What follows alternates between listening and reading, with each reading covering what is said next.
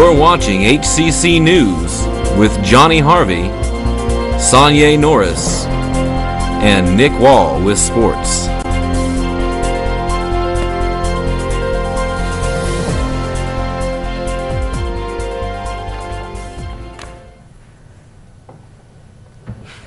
Hello and welcome to another edition of HCC News. I'm Sonia Norris. And I'm Evan Rothwell in for Johnny. Here's what's happening around Hutch this week.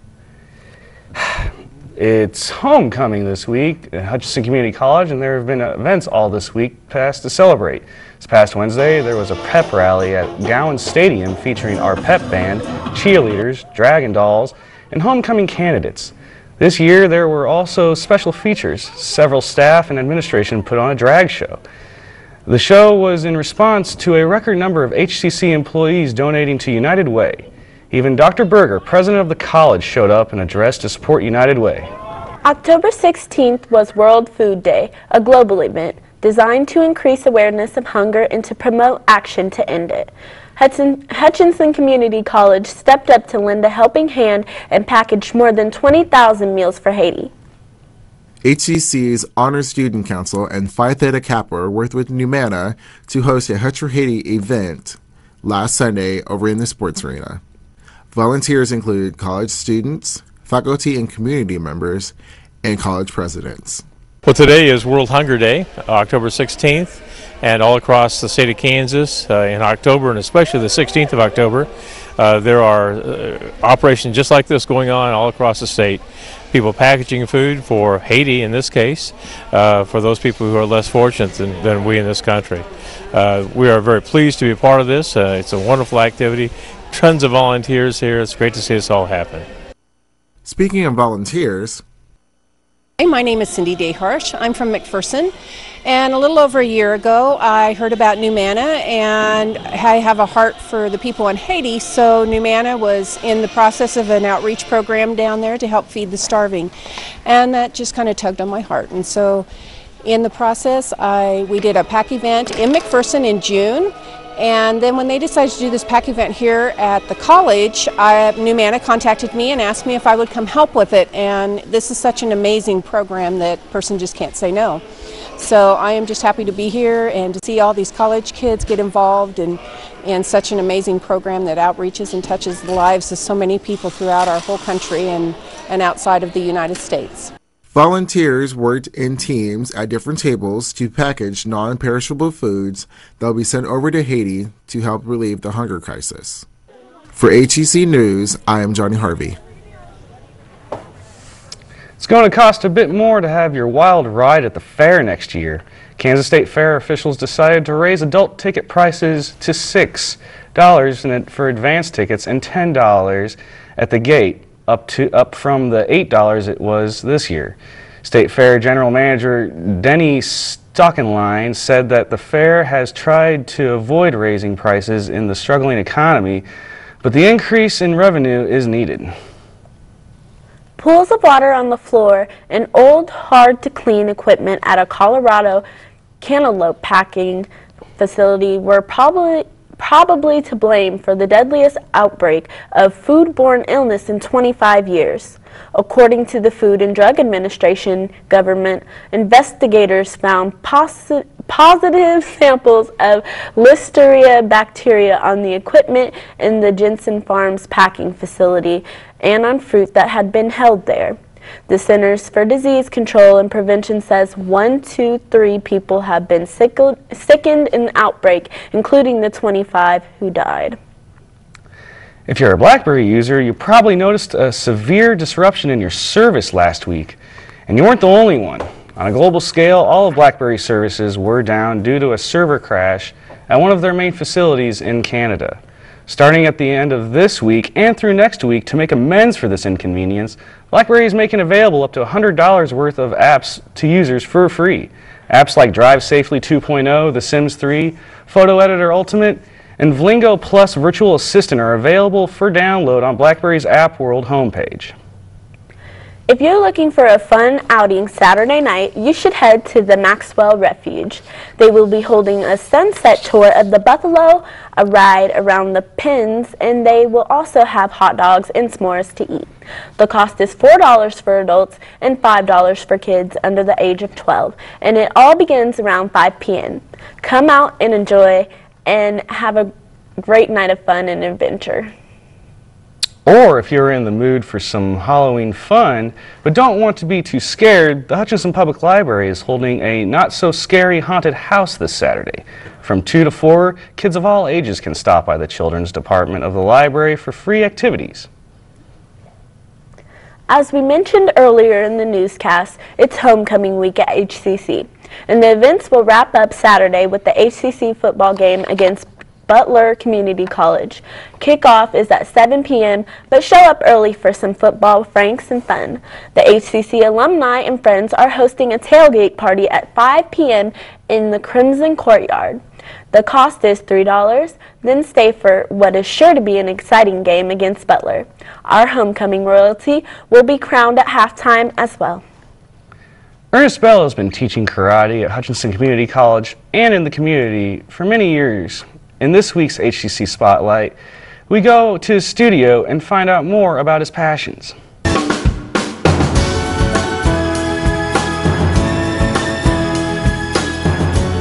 HCC has a myriad of PE course offerings. Whether or not it's required, or you've had to find a credit hour to fill for a scholarship, it's a list most students have had to dauntingly look over. One of those courses, however, offers a unique handful of tools that not only encourage personal protection, but a great way to work out and stay in shape. The karate classes offered here at HCC are taught by Ernest Bell, a certified martial artist and former police instructor. How long have you been involved in the martial arts? Since I was 12. And what got you involved in them? When I was a little kid watching Bruce Lee, just like all the other kids. And Bruce Lee, Chuck Norris, and stuff like that. And that's when I was into karate, and then later on I started getting into mixed martial arts. And on the professional end, what kind of degrees do you have in the martial arts? I have a 4th degree black belt in jiu-jitsu and a black belt in karate, Muay Taekwondo. And how long have you been involved in the karate classes offered here at HCC? I think 3 years. Don't quote me on that. Maybe 3 or 2. Outside the karate class offered at HCC, what kind of opportunity do kids have involved to get into the programs that you offer? Well, they can come down to the Elite Combat Sports Center, 23 East 4th Street, and take a free class and see if that's what they want to do, and then talk to me later on, and we'll go from there. How much physical endurance is it required to pipe out? A lot.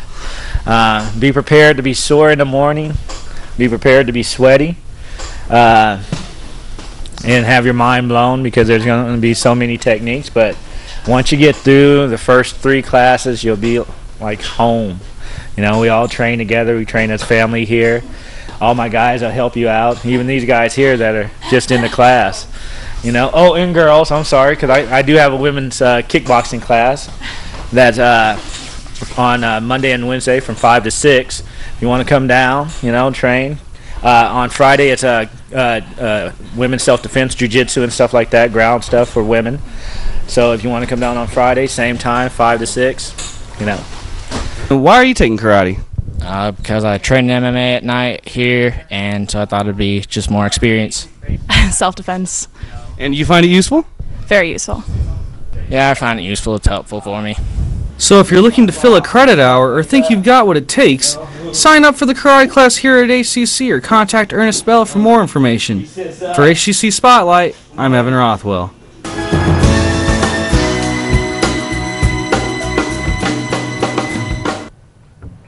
So, Evan, you're in Ernest's karate class, right? How are you liking that? I like it. It first was just a credit hour filler for my scholarship, but it turned out to be something that's not only good for a good workout, but I've learned a lot of things that I could take out into the real world if I ever get into a scuffle or want to show my brother that, you know, I'm a lot bigger than him now.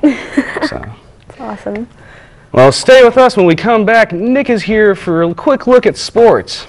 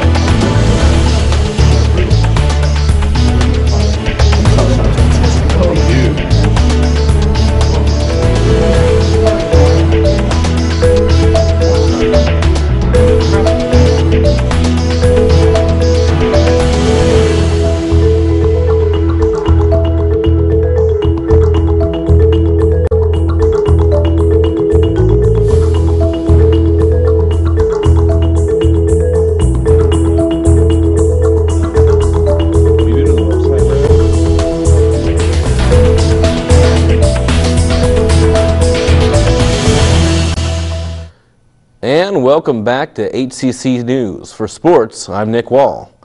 The Hutchinson Community College soccer team was on the road this week as they traveled to Overland Park to take on rival Johnson County for a Friday afternoon matchup on the 14th. The Lady Dragons, ranked number 8 in the country, took advantage of a stiff 15-mile-per-hour wind at their back to jump out to a 4-0 lead before halftime. Sophomore Pearl Slattery scored the first 2 goals, one coming after a nice cross pass from freshman Melissa Hetherington, which Slattery headed in for a goal in the 7th minute. Her second goal came just 13 minutes later as a corner kick bounced off Johnson County goalkeeper Emma Crenshaw and right to Slattery. She towed it in, and HCC held a 2-0 lead through 20 minutes of play. Not to be outdone, fellow sophomore Alicia Robinson also scored 2 goals as well. The first on an open field job from nearly 30 yards out just 4 minutes after Slattery's second goal, and the next off of a missed Slattery shot in the 40th minute of the first half.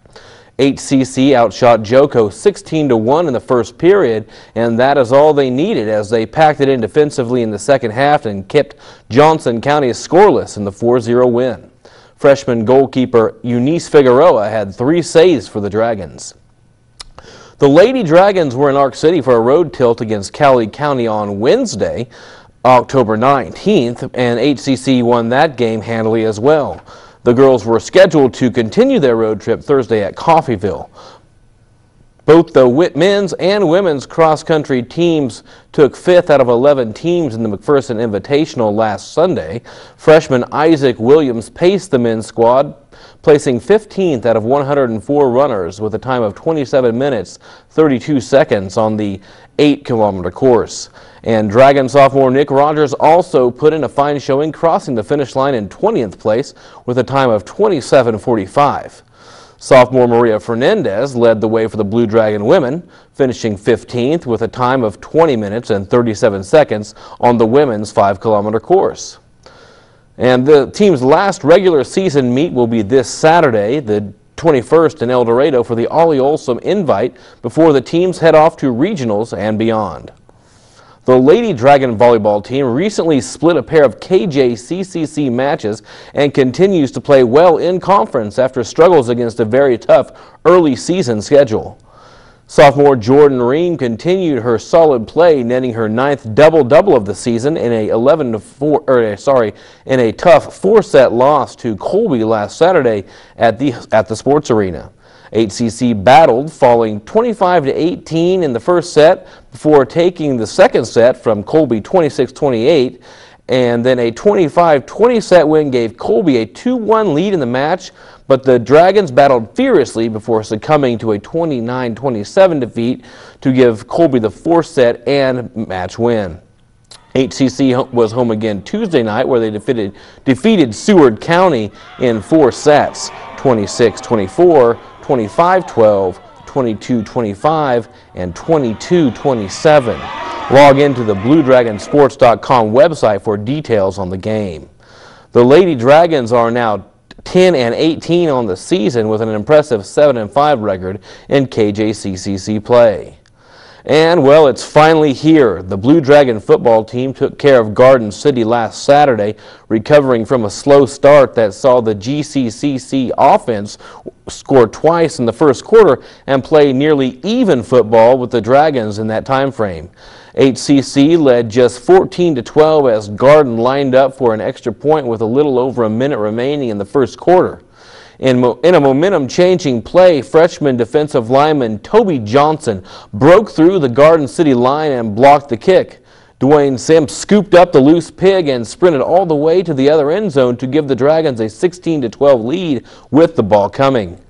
And the Bronkbusters wouldn't threaten again as HCC defense would only allow them into Dragon territory once more during the remainder of the game. And the Hutch offense exploded for 30 more second quarter points to give the Dragons a 44-12 halftime lead. Sophomore quarterback Elliot Alford was 20 for 30 passing for 296 yards and a career and HCC single game record tying 6 touchdown passes. Alford also grabbed the HCC record for touchdown passes in a career with 85. Sophomore wideout Cordarrelle Patterson was the recipient of 7 of those off-word passes, 4 of which resulted in touchdowns and accumulated 164 yards receiving, while freshman Davion Dinwiddie led the charge on the ground, rushing for 135 yards on 20 carries and scoring 1 TD. The number 9 Dragons would go on to win the game by a final score of 54-14, and the win sets up a huge matchup with number 5 Butler this Saturday, the 22nd, at HCC's Gowan Stadium. It's homecoming weekend, and kickoff is set for 17. And in one more sports news, we do have the K-State KU Dillon Sunflower Showdown once again being held in Lawrence, Kansas this year for the 2nd year in a row. Kansas State is undefeated and ranked number 12 in the country. Turner Gill's Jayhawks are 2-4 and looking for the upset. So, you know, that weather's going to be really nice for homecoming this weekend. You guys plan on getting out to Gowans for the game? I'm going to try and make it. I do have a lot of work to do this weekend, trying to take advantage of the nice weather, but... Sonia? I'm going to try to. Well, I will be there filming. You'll see my work on the Jumbotron, most likely. Sounds like it's going to be a pretty good game. Yeah, I hope it is. I've been looking forward to this one for pretty much the entire year. Well, that will wrap it up for this week's edition. We hope you tune in next week for HCC News. I'm Evan Rothwell. I'm Sonia Norris. And I'm Nick Wall. HCC News is a production of the Broadcast and Media Technology program of Hutchinson Community College. For more information on the program or to submit your story ideas, please call 665-3433.